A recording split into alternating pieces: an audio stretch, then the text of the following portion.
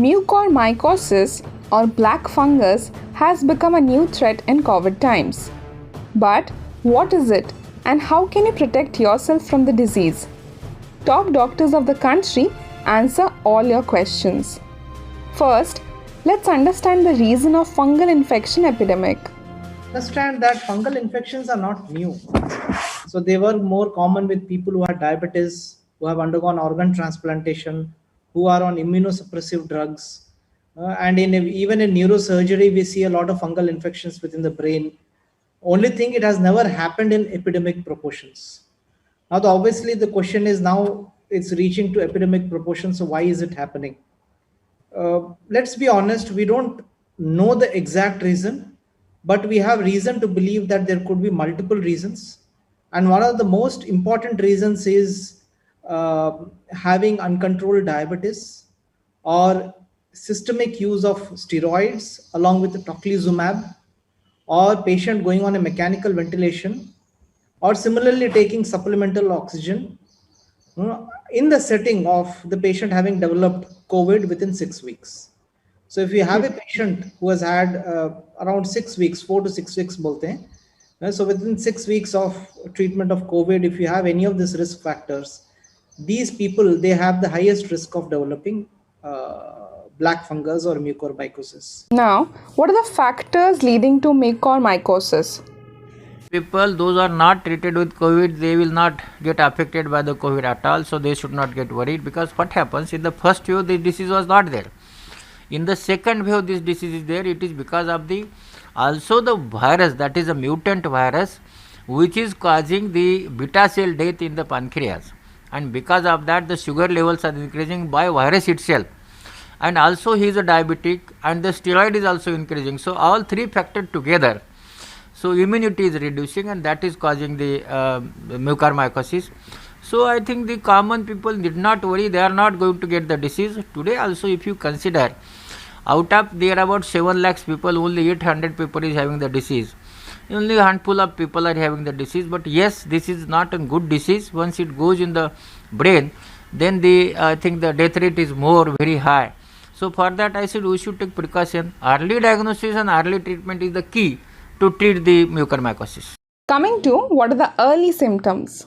I suggested all our clinical colleagues that while discharging, especially patients with diabetes, suggest them what are the early symptoms so that they can come to the hospital. Like if they have got facial pain in one side, nasal blockage, nasal congestion, discharge, brown or black discharge. If those are the early features, even somebody loses the teeth, so those are the early features. I suggest before the eye symptoms develop, they should come. Because once it involves the eye, you cannot save the eye. You have to sacrifice the eye. So that is their problem. So they need to come early. Doctors have to advise them properly, and they should also come early to the hospital. Can high dose of steroids lead to mucormycosis? The use of steroids has become much more in this wave than what it was in the last wave. And steroids being given when they are not indicated in mild or early disease can also cause secondary infection. This has been documented very well in the recovery trial, which showed that patients who got steroids early had higher chance of secondary infection, and it was associated with higher morbidity. Also, the dose of steroids. Some people are given very high dose steroid, which is not indicated, and which can also predispose to high blood sugars and also higher chance of getting mucor infection. And thirdly, the duration of steroids. If steroids are given for a very long time, it also predisposes to secondary infection like mucormycosis. Certain other drugs which also decrease immunity, like tocilizumab, should also be given carefully because they also can predispose to fungal infection, especially mucormycosis. So my advice would be that we have to look at prevention of this outbreak which we are seeing with COVID. And the three factors that are very important are, first of all, very good sugar control. We must have people who are known diabetics must take extra steps to make sure their blood sugars are controlled.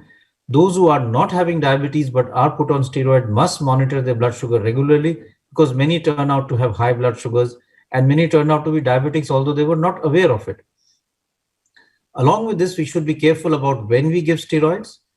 The indications are very clearly mentioned in the guideline. They should not be misused. Now let's understand the basic concept and prevention. The first thing to remember is that black fungus, which is basically an infection by a fungus called mucormycosis, is a rare fungus, a rare infection in humans. It's a fungus which is found in soil.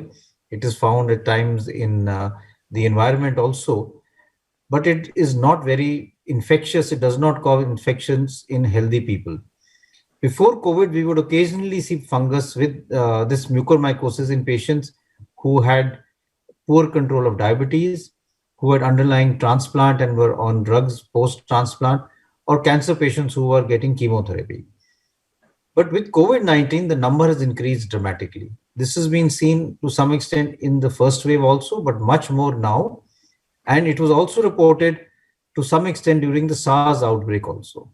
So what is the reason why we are seeing more fungal infection?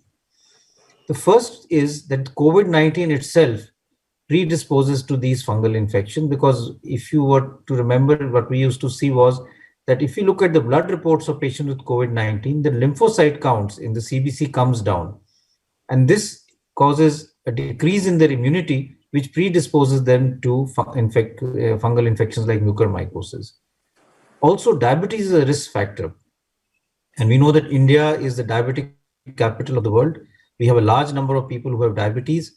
Many of them have diabetes where the control is very poor. So uncontrolled diabetes with COVID-19 can also predispose to development of mucormycosis. Now the most important question, can it spread through air? फैलेगा तो देखिए आपके चारों तरफ भी हो सकता है समय म्यूकर के स्पोर्स फैले हों, लेकिन आप हेल्दी हैं तो आपको कोई उससे संकट नहीं है। हवा से बिल्कुल फैल सकता है, जैसे आपके पर्यावरण में है तो नाक में तो हवा से ही जाएगा, सांस लेते तो सांस के साथ ही जाएगा, लेकिन वो वहीं पे मतलब उसको उसके खिलाफ शरीर जंग करके खत्म कर देता है उसको, अगर आपकी इम्यूनिटी ठीक हो। ये अधिकतर नाक में जाके उसके बाद सांस की नली से आमतौर पे आगे नहीं जाता है। अधिकतर जैसे मैंने बताया था ये खून की जो हमारी वेसल्स हैं, लेकिन मैं थोड़ा सा क्लैरिफिकेशन दूं, म्यूकर फेफड़ों में जा सकता है लेकिन इतना कॉमन नहीं है। वो नाक, साइनस, आंख और वहां से मस्तिष्क, मतलब उसका अधिकतर प्रकोप इन एरियाज में सीमित होता है। Lastly, here's how the government is planning to tackle black fungus in the country. नया विषय जैसा आप सब लोगों को पता है, हमारे सामने एक चैलेंज के रूप में आया है कि हम कैसे ब्लैक फंगस को मैनेज करें।